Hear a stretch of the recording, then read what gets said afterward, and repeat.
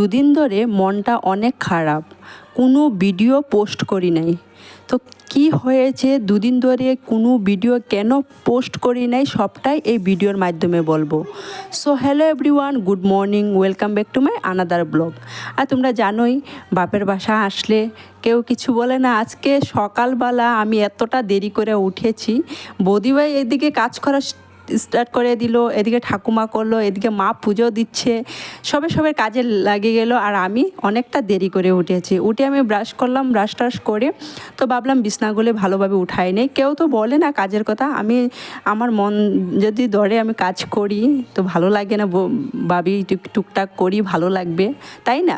তো আমি উঠে বিছনাও ভালোভাবে উঠাই নিলাম, উঠাই নিয়ে ভালোভাবে ঘরদুয়ারটি ভালোভাবে ঝাড়ু দিচ্ছিলাম।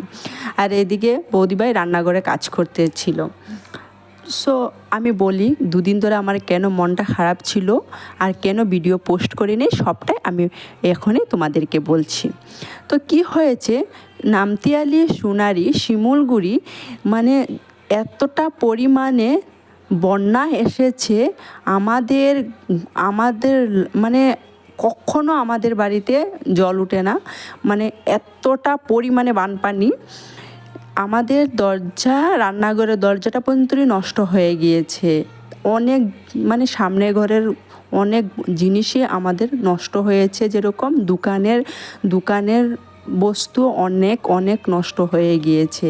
তার জন্যে এতটা খারাপ লাগলো, শুধু আমাদের নয়, মানে নামতিয়ালি, শিমুলগুড়ি আর সোনারি এতটা পরিমাণে বন্যা দিয়েছিল, প্রত্যেকটা বাড়িতেই ওরকমভাবে নষ্ট হয়েছে। যেরকম আমাদের নষ্ট হয়েছে ওরকম অন্য মানুষদেরও ওরকমভাবে নষ্ট হয়েছে, প্রত্যেকটা বাড়িরই ওরকম নষ্ট হয়েছে।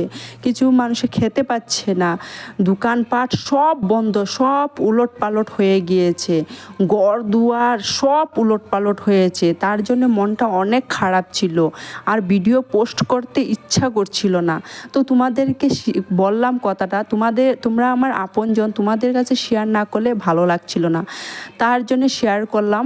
আর এখন ভগবানের আশীর্বাদে এখন অল্প জলটা শুকিয়েছে, এখন ঘরদুয়ারটা সব সিজিল করছে, আর অনেক ক্ষতিকারক হয়েছে, সেটাই মনটা খারাপ ছিল।